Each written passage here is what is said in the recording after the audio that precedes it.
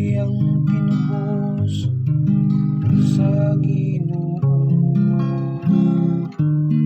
Sila ngayang gitubos ikan sa kamot sa kaaway, ug iyang gitapok gikan sa kayutaan, gikan sa silangan ug kasadpan, gikan sa amihanan ug sa habagatan.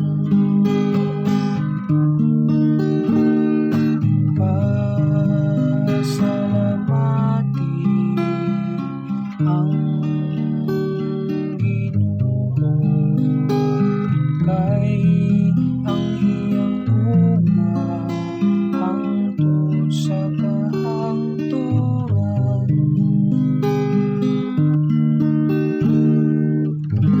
Nasalag sila dito sa kamingawan, wala sila katultol sa dalan ngadto sa syudad nga walay nagpuyo.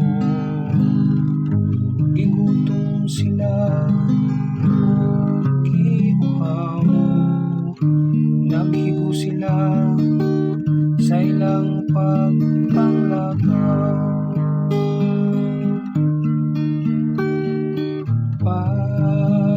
Pasalamati ang Ginoo, kay ang iyang ugma hangtod sa kahangturan.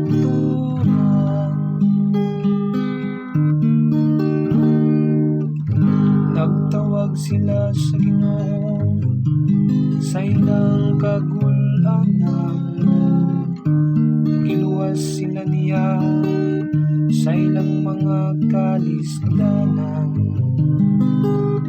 ug gitultulan niya sila sa matarong nga dalan, aron makabot sila sa usa ka syudad nga dunay mga tawo.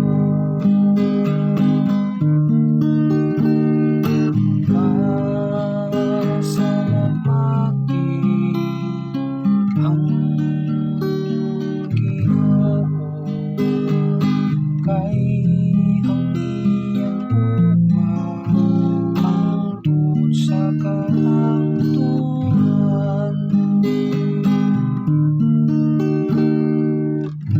Papasalamatan sila sa Ginoo tungod sa iyang kaluoy